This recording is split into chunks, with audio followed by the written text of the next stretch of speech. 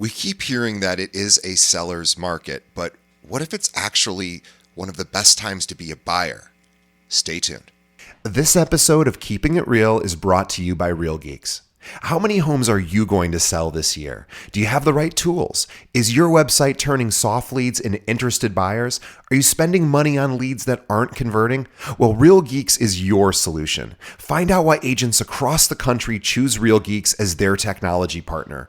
Real Geeks was created by an agent for agents. They pride themselves on delivering a sales and marketing solution so that you can easily generate more business. Their agent websites are fast and built for lead conversion with a smooth search experience for your visitors. Real Geeks also includes an easy-to-use agent CRM. So once a lead signs up on your website, you can track their interest and have great follow-up conversations. Real Geeks is loaded with a ton of marketing tools to nurture your leads and increase brand awareness. Visit realgeeks.com/keepingitrealpod and find out why realtors come to Real Geeks to generate more business. Again, visit realgeeks.com/keepingitrealpod. And now, onto our show. Today's episode is brought to you by Corded.io. Are you looking for agents to join your brokerage or team? Now, as a real estate recruiter, I can tell you the answer is always yes. But most agents aren't looking to move right now. So how do you know who to contact? Well, what if I were to tell you there's a recruiting and retention tool powered by artificial intelligence that shows you exactly which agents in your local market are looking to leave their brokerage right now, and which agents at your own firm are also looking to leave you? Now, I've been recruiting realtors for 15 years and I've hired over 2,000 agents. I can tell you with no exaggeration, this is the tool I've been waiting for. Corded's AI looks for trends across dozens of variables for each agent in your market and shows you which agents they believe are likely to move. Not only does it do that, but Corded's AI went and visited my recruiting website and read everything I offer. So now when I'm recruiting, Corded's AI tells me exactly what to say based on that agent's needs and what my brokerage can offer. It even writes emails for me. I've never seen anything like it, and I use it every single day. Now, if you are looking to grow your brokerage, Corded.io is the best tool out there. Visit Corded.io to schedule a demo. Again, that's Corded.io. And now, onto the show.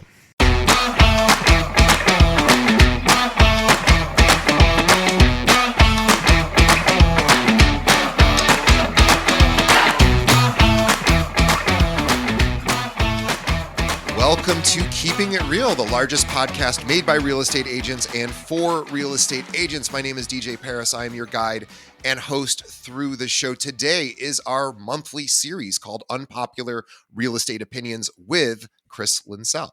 Chris Linsell is a real estate technology analyst. He is also the director of content at large for Luxury Presence. He specializes in new solutions to old questions, consistently exploring the cutting edge of technology in the real estate space. Chris has many years of experience also as a licensed realtor in the state of Michigan, has worked as a marketer, a digital strategist, and a trainer for major national brands like Berkshire Hathaway Home Services of Michigan and Coldwell Banker Schmidt Realtors. Throughout his real estate career, Chris has been part of hundreds of transactions ranging from modest rural starter homes to multi-million-dollar waterside compounds. He's an accomplished musician, actor, and speaker. Chris has engaged with audiences ranging in sizes from 30 to 3,000. He speaks regularly at Inman, at the National Association of Realtor conferences, regional and statewide, and even local brokerages.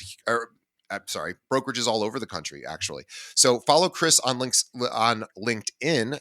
He is also a sought-after speaker, so consider having him for either your brokerage, your association, or for any industry event. You might want a forward-thinking speaker to talk about the future of the industry and what agents can do to safeguard their position. Follow him at chrislinsell.com, LINSELL.com. Link to that in the show notes, along with his LinkedIn profile and Instagram. Chris, welcome back to the show. DJ, great to be here. Excited to chat. How you been? Before we jump in, I'm going to interrupt you. Before we jump in, because I want to announce this before I forget, I wanted to hear about a project you are working on with Luxury Presence related to AI. Let's jump into it. Yeah. So Luxury Presence has been for a long time making a transition into making everything that we do, everything that we are, uh, based on the DNA of artificial intelligence. This is the next wave of technology, certainly in SaaS and in prop tech and in the real estate industry at large. And even though real estate professionals are often um, reticent to adopt brand new technologies, I can say with confidence that there is so much amazing opportunity in the residential real estate space powered by artificial intelligence. Luxury Presence recently released our brand new product line, AI marketing specialists, these incredible agentic AI assistants.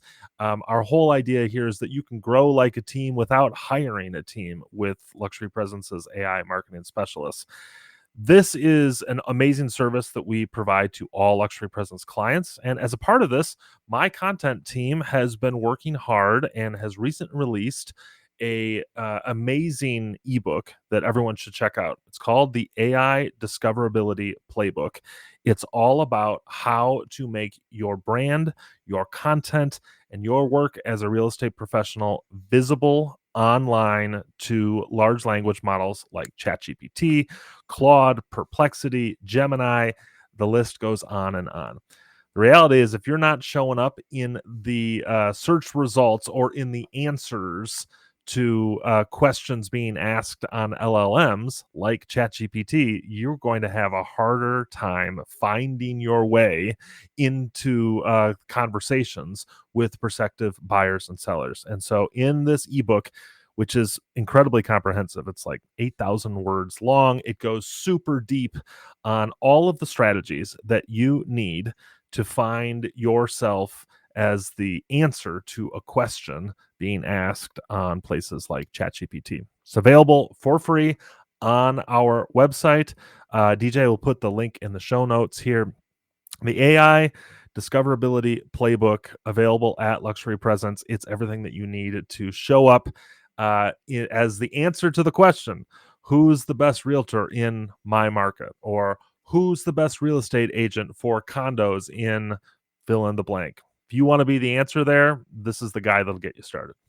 Yeah, and I will tell you, I am in the process of looking to move myself. And the first thing I did before going into my local MLS account, which I have access to, of course, and looking with their data, I went into ChatGPT and I said, "Do you happen to know who are the agents who have the most market share in this particular neighborhood?" And it gave me 5 answers. I don't know if those were the 5 correct answers, but I know it gave me 5 people that I wrote down, and then can confirm that obviously with our MLS searches. But it was faster to do it with ChatGPT, and so I did. And your clients are probably doing the same. I know that I want to be in the results for when somebody types in what's a good podcast to listen to if I'm a real estate agent. I want Mm-hmm. that to show up, and I've tested it, and we usually do show up, but not always. So I need to read this as well because I want to make sure this is almost like SEO, search engine optimization for AI, which of course I think is going to take over search. Certainly seems to be the trend. People are going to just be talking to their phones and asking it questions like we do now with ChatGPT, and it's only going to be more and more that way. In fact, I've even noticed in Google now when we do a normal Google search, the first result, at least for me, is a Gemini result, which is their AI. So if that's any indicator of where Mm-hmm. things are headed, you want to be in those search results, which we used to call those snippets, Mm-hmm. and that was a thing, and then that kind of went away, and now AI is here to tell us everything we want. And we need to be there. And so great. I love that you are writing about that because I haven't seen anybody write about it in this particular space. So thank you for that. We'll have a link to that in the show notes. Okay. Today, what is your unpopular real estate opinion for the day? Okay, I'm ready. Come at me now, everybody. Here's my unpopular opinion. I believe this is the best time in 10 years to be a buyer in the real estate market. Now, 10 even years. ChatGPT will disagree with this because ChatGPT, I asked it this earlier today because we were talking about this particular topic, and I was actually asking it a week ago as well, and it said, no, it is a seller's market. at Mhm. least here in my local market in Chicago. Of course, every market's unique, but tell us why you think it's actually a great time to buy.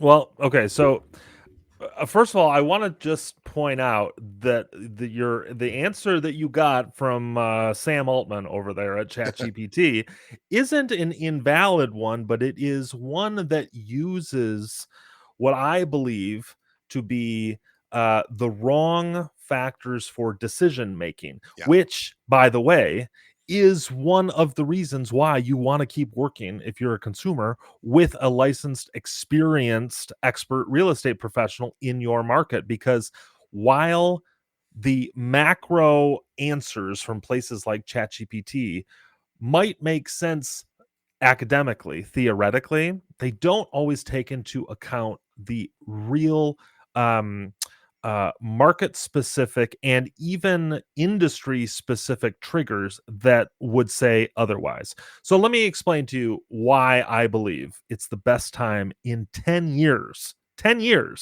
to be a buyer.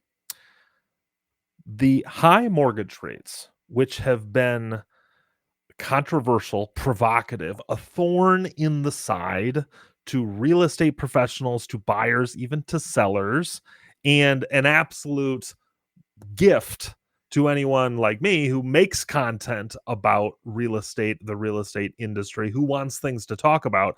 These high interest rates were a stumbling block, but they aren't anymore. In fact, I would venture to say that these mortgage rates are a feature now of the buyer's market, not a bug. The reason is these high mortgage rates have accidentally kicked off this cascade of market dynamics that have sneakily shifted us into this, what I'm calling now, a hidden buyer's market or a masked buyer's market. And there's stats to back this up. So listen to this. In July of 2025, homes sat longer on the market than they have for the last 10 years. The average days on market for homes in July was 43 days. This is up almost 50% from just 18 months ago. In July last year, over 15% of contracts in the residential real estate space were canceled because of financing, because of inspections, because of appraisal. We all know why contracts don't make it through to closing, but 15%, one in more than 1 in 8, 1 in 7. Think Wow. about that, of contracts are getting canceled. List to sale ratios were historically in the 2020s low in July. We, for the first time in a long time, had a negative list to sale ratio. Things were selling on average for less than what they were listed for. In fact, 20% of listings in the month of June had a price reduction. 20%, 1 in 5. Okay. Now, all of this to say, let me summarize this with one big data point that is kind of hard to believe, but it's true. June in 2025, just 40 days ago, inventories and numbers are in.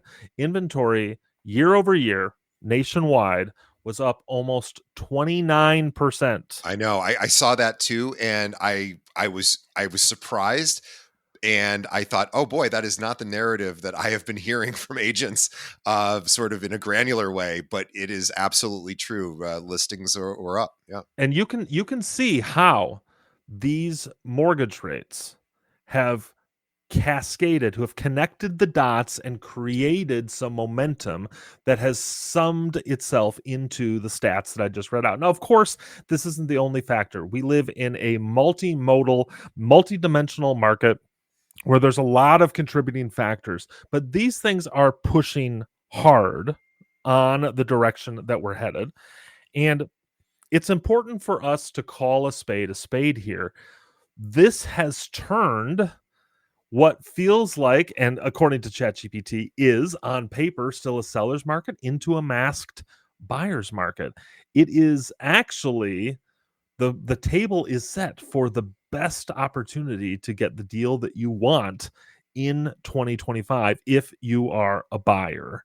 but it doesn't happen for everybody. There is a needle that needs to be threaded here, but more people can thread this needle than they think they can.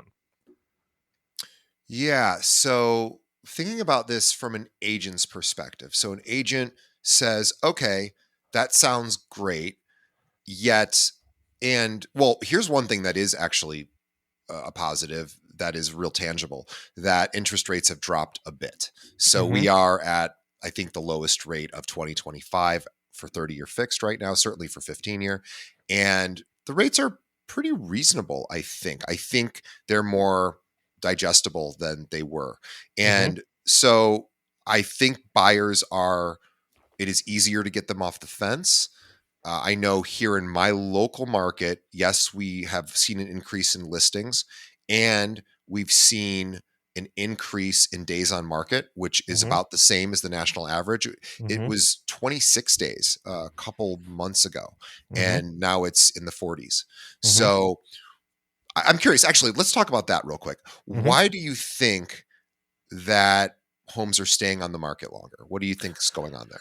Well, I think there's a couple of factors here. The first thing is I think there is still a disconnect in the collective minds of property sellers as to what the market conditions actually are. Most sellers are continually fed, and I'm going to be honest with you. I think real estate professionals, sometimes negatively so, add to this. Most sellers are continually fed this narrative that their property has never been worth more than it's worth right now. You have historic equity here, and there is still this incredible imbalance in the market. So you should be listing your property to the moon in terms of your pricing strategy, and that's just not the reality any longer. So the fact that the sellers have an unrealistic expectation relative to the current market strategy is going to by default stretch out the days on market. The other thing that I think is really important to remember here is that if we have 30% more inventory than we did just a year ago, there are, well, 30% more choices Hmm. for buyers to consider. So let's just say, for instance, you've got a buyer out there who wants to spend a couple of weekends looking at property, and so you are going to line up showings for them on this Saturday and on the following Saturday. And let's say you had planned on lining up 5 showings on each of those days. Well, now there's inventory to support, instead of 10 total properties to look at, 13 total properties to look at. Buyers have more choice, and the choices that they are seeing are much more aligned to the average home price right now. We are seeing fewer and fewer of these ultra luxury and fewer of these ultra modest starter properties, and much more inventory, at least locally in Michigan and in the Midwest areas where I follow very, very closely. The inventory is much more aligned with what I call civilian buyers rather than these aspirational buyers. And so the typical home buyer just has a lot more choice, which is going to drive them to spend more time making that choice. Yeah. Finally, I want to say, because smart buyers agents are recognizing that we are seeing a significant number of price reductions. I mean, what's the number? Over 20% Hmm. of properties are experiencing a price reduction in the month of June. If you're a smart agent, you are doing a CMA on any property that your buyers are considering. And that CMA is likely coming up with a delta between where the property was priced and where you believe it should be valued, Yeah. which is going to stretch out the negotiation period, increasing the days on market. It's also going to cause buyers to sit tight and say, you know what? I think I could probably even lowball this, because they're going to reduce their price even further to get it in line with something reasonable. That is going to have disruptions in terms of the days on market as well. So there is a lot pointing to that, but it's pretty clear there are a number of factors contributing here. Yeah, I was thinking psychologically as a owner, if because I get the Zestimate for my particular property every month. I get an Hmm. automated email, and I suspect a lot of people have that set up as well, or some version of that, where they're seeing what they think their value is based on another algorithm that is calculating it. And when you see it hit a certain high watermark, or if it just keeps increasing. You don't. I always take that as gospel in my Hmm. mind. I'm like, okay, now my place is worth this number that is showing up in this email, which I haven't verified. I just have seen it. I go, oh, it must be true. Um, and yet, when that number starts going down, I'm less likely to trust that same Hmm. exact data Sure, and of that course. same number because it doesn't serve my goal of getting, the highest possible price when I do eventually sell. So it's a completely sort of fallacy in this. It's not even logical for me to think this way, but it's emotionally, it makes a bit of sense, I guess. So we want to see things increase in value. And so Hmm. I'm wondering if there's a little bit of that going on where we maybe we got a CMA from our agent in the last year or so, because we were telling every agent, everyone who bought a home in the last 5 to 7 years, you need to tell them what their home is worth because there's more equity. And, this is just good news. Hmm. They're happy. And so there was a lot of that going on. And now maybe we're seeing a little bit of the tide sort of go back, recede a little bit, and maybe people are still stuck at that high water mark that they thought they were at. They're Hmm. emotionally attached to it. We know this happens with for sale by owners. The reason that for sale by owner leads exist is all based upon emotional pricing. The reason why you can buy a list of these and actually convert a certain percentage of them as a real estate agent for people that are actively not wanting to work with an agent is because they're pricing their home too high. I mean, it's Hmm. just that simple. Hmm. So I'm wondering if there's a bit of that going on where maybe a seller saw a number at one point and is attached to that number and is hopeful for that number. And now we're seeing, it's also the summer's coming to an end. We are getting toward the end of the busy season. So people are going Hmm. back to school. Families are probably shoring up their searches for homes, and less buyers are flooding the market. And at the same time, rates have come down a little bit. Hmm. So there's an opportune time for some buyers to enter. So what would you do if you were an agent right now? How would you take advantage of this? Mm. Well, I will say there is, in my opinion, there's no better time to develop and emerge in your market as the most accurate pricer in the entire county or the entire city.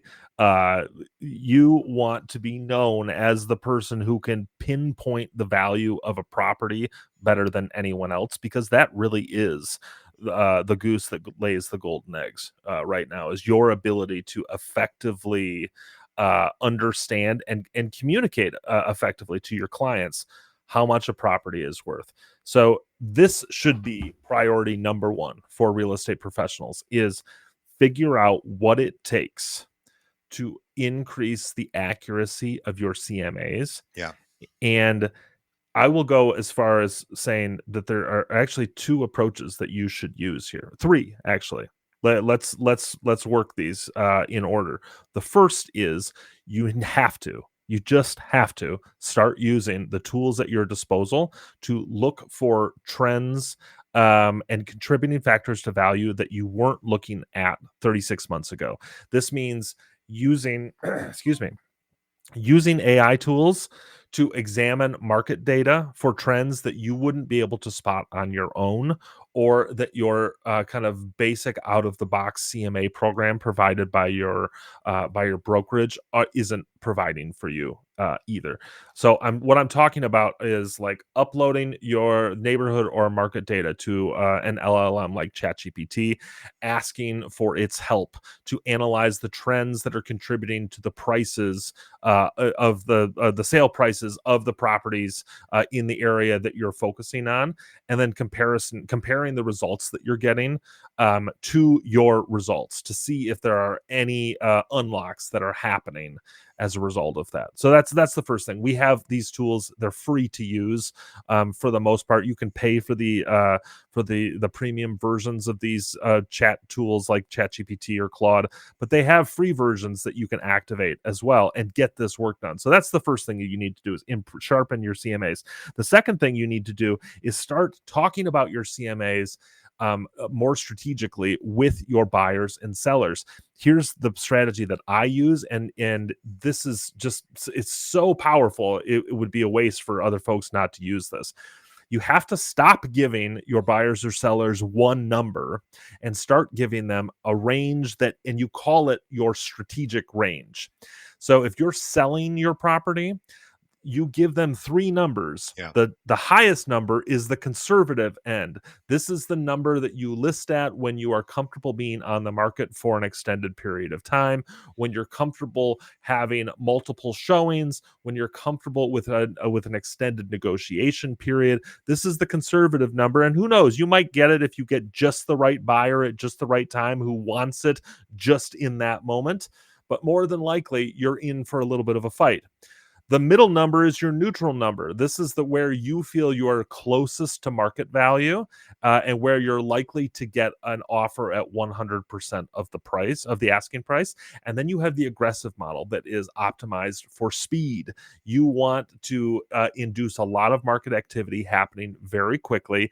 It's certainly priced a little bit below what that neutral number is, because you're optimizing for speed in the hopes that it induces a competitive bid scenario and buoys that price back up. You have to stop thinking about value as a single number and more as a strategic range. And what that does for you is it opens up the range that you can be considered accurate, and it positions you as the real estate professional who is the go-to, the goat in your market for accurately pricing property. So those are the first two. Start utilizing the tools that you have at your disposal to unlock hidden trends and make your pricing more accurate. Number two, start talking about your CMAs as a strategic range instead of a single number. You can miss 1,000 different ways if you're doing a single number. You get a ton of room to be accurate when you're providing a strategic range. And then the third tool, and frankly, this is the hardest one to pull off, but you need to get better at telling the story of the value of the property. And if you're listing the property for sale, it means your marketing has to do a better job of demonstrating that value.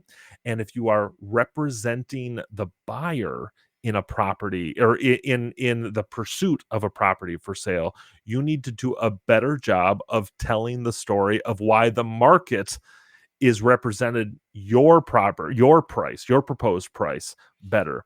This has become a market of where real estate professionals as marketers have to be storytellers, maybe in a way that they haven't necessarily in the previous 10 years of this business.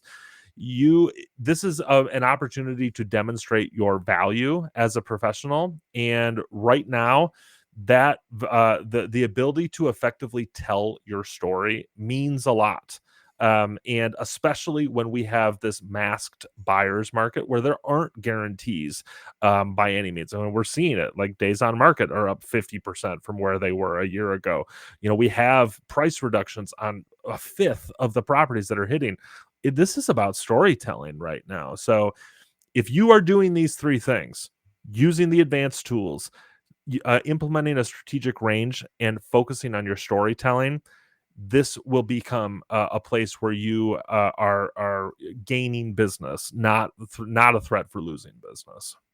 I think the storytelling is such great advice, and it applies, as you said, both to the list agent and the technically the sell agent or representing the buyer. Because if we think about, well, how do you do that on the buy side?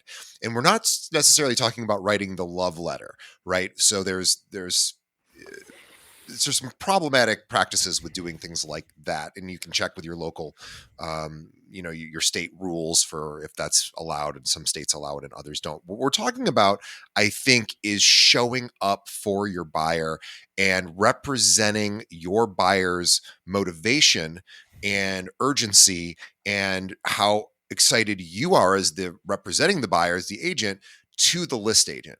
I Mhm. actually made a video about this earlier this week, which is on our YouTube channel and I think everywhere. I just made a 10-minute video where I said, here's what top 1% agents are telling me they're doing right now to get their offers noticed and accepted, even when not highest and best. And it comes down to a lot of effort. It is really kind of similar to what you were saying with storytelling. It is about telling that list agent, my client wants this property, they need this property, they're willing to do X, Y, and Z to get it, and then staying on top of that list agent, making sure that they are following up over and over and over again to try to get that deal closed. And it works. And what's interesting is talking to top agents on the list side is they are always impressed, rarely annoyed by aggressive or at least persistent buy side agents. So Mm. agents that are professional, that have good lenders, that send things like the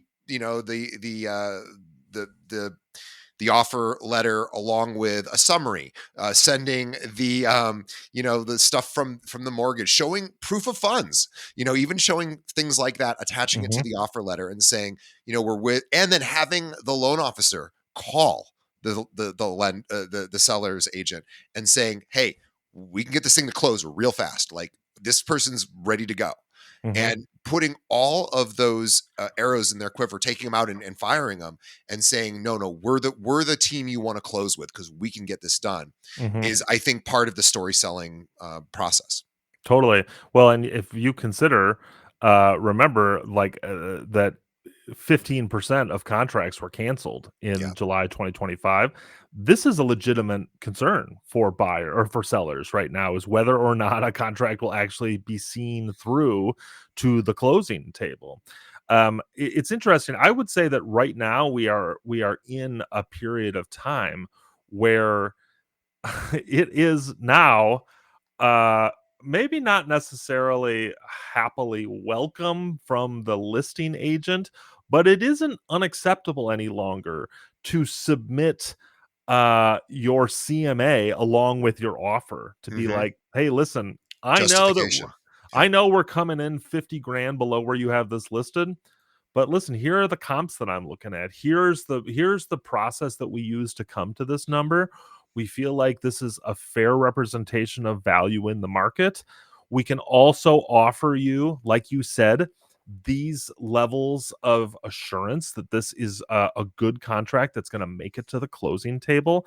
Like, this was not um this was unheard of in 2021 Sure. when people were making, properties were getting 15 offers without a single showing. Yeah. You would be laughed out of the digital room if you submitted an offer below ask with your CMA attached to it.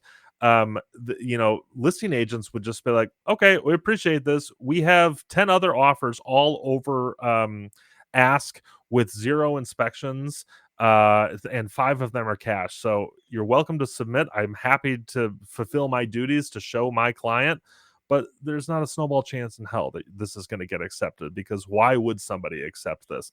Those days are gone, friends. And it's kind of wild to think this, but here's just a little reminder. We are almost at the inventories of pre-COVID real estate right now. Like, this is uh, that we are in there's a market snapshot right now that if you took the dates off of it, um, could be confused with pre-COVID real estate. Some dimensions of it, not all dimensions. And in fact, there are a couple of dimensions that are changing, that are kind of accentuating this masked buyer market phenomenon. One of them are the incentives that we're seeing being tacked onto listings. Um, I'd love to chat a little bit about this. Are you familiar with the kind of the incentive phenomenon that is starting to emerge, especially in the new build space? No. So new construction, they're starting to get a trend where new construction homes are being offered with incentives, things that don't really feel incentive, kind of at first, but the more you dig into them, you realize what's actually going on here. Things like um, an offer to buy down points on Yeah. your mortgage, things like an offer to upgrade appliances, things like an offer to allow a certain level of customization on new builds that wasn't a part of the original package.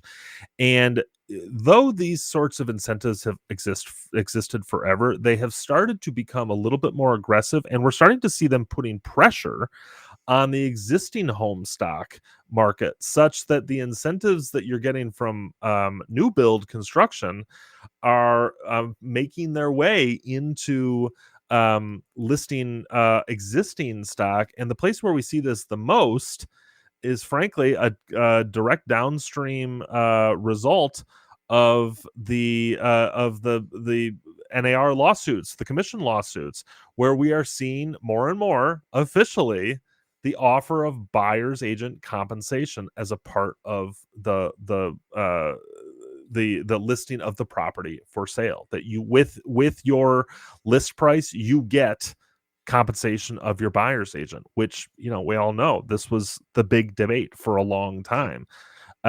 So we're starting to see these sorts of incentives, and I tell you what, if the incentive of like purchasing down mortgage points as a part of the package starts to become the norm in terms of sellers offering this to buyers.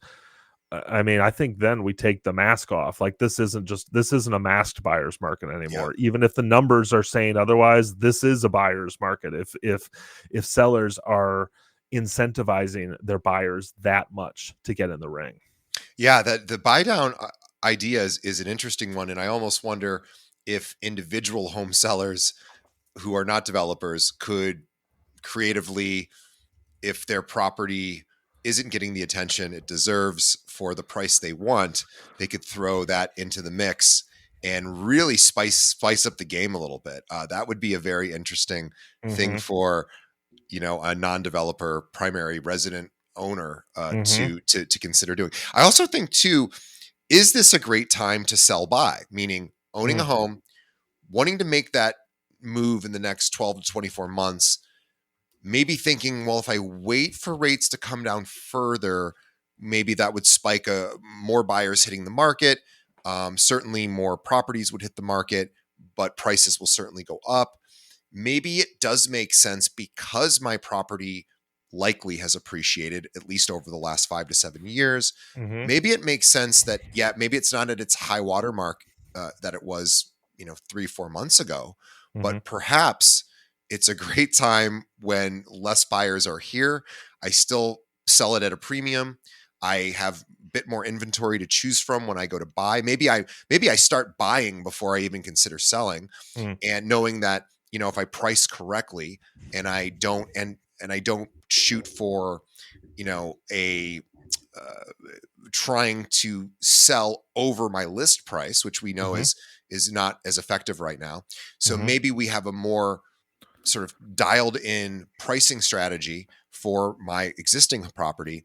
And I realize, okay, I look at the data and say, if I have this priced correctly, how quickly do homes go under contract in my Mhm. area, which Mhm. ChatGPT, if not that, should be able to tell you. If not, export data from your MLS and it can do that, or your MLS probably can do that as well. But knowing that number is really important because then you can bring that to your homeowner and Mhm. say, look, I know right now you might be thinking there's not much inventory. Let's actually show you the inventory in the next area of the town you live in that you want to move to, or the next neighborhood or next suburb. Or here's the next move you're looking to make. There's stuff out there right now. Here's what it's priced at. Here's how quickly we could probably get yours under contract once you find a property. And maybe we can make this happen a little bit more. Again, whether or not they do it is up to them.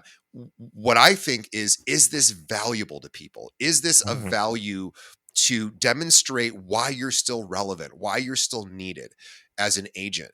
And I think it is. I think this is whether or not somebody takes action as a current homeowner is just, wow, my agent came to me with kind of an interesting idea. And I hadn't thought of that because of course Mhm. they haven't thought about it. Maybe they're looking at inventory right now. Maybe they're looking at what their home's worth, but they aren't necessarily looking about historically where do things sit in relation to, you know, the current trends. And I think Mhm. that's, as you were saying, what is the value of the agent that can still be, it can still supersede what they can type into a chat prompt. This is about experience. This is about knowing the best lenders to work with. This Mhm. is about having your strategy of here's how I'm going to work to get you the buy side first. Mhm. And here's how I'm going to be super aggressive to help make that happen. And then here's how we're going to be super aggressive to get the home sold at the same time.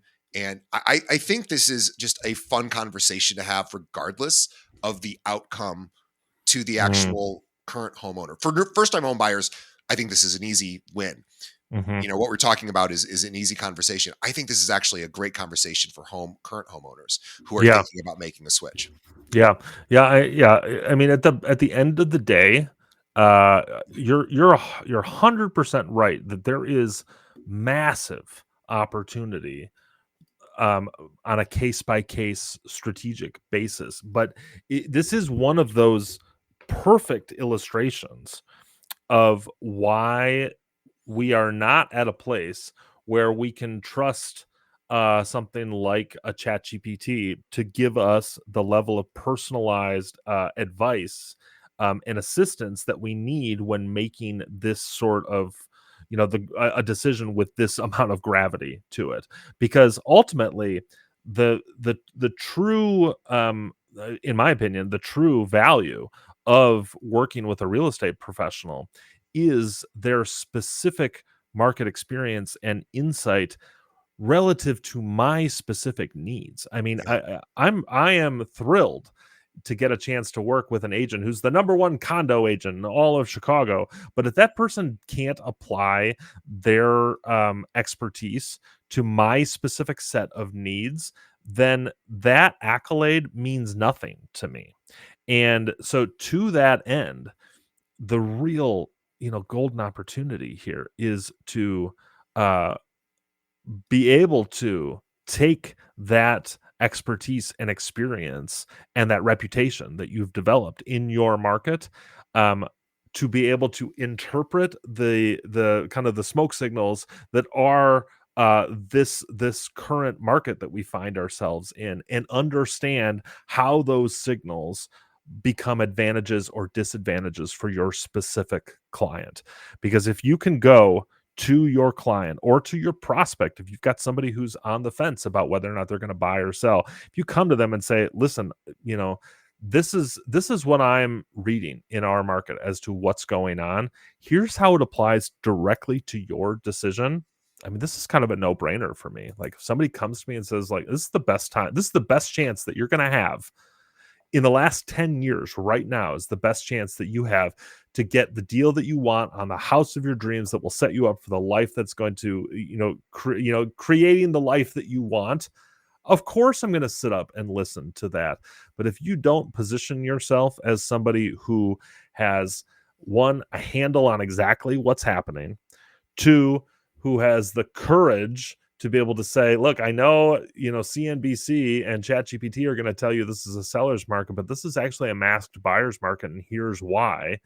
And three, I know that these are your goals. These are the things that are important to you. Here's how those goals get met in this current market. Somebody comes to me with that. I mean, I am more than intrigued. I'm ready to start looking, because that person is doing exactly what I need them to do for me.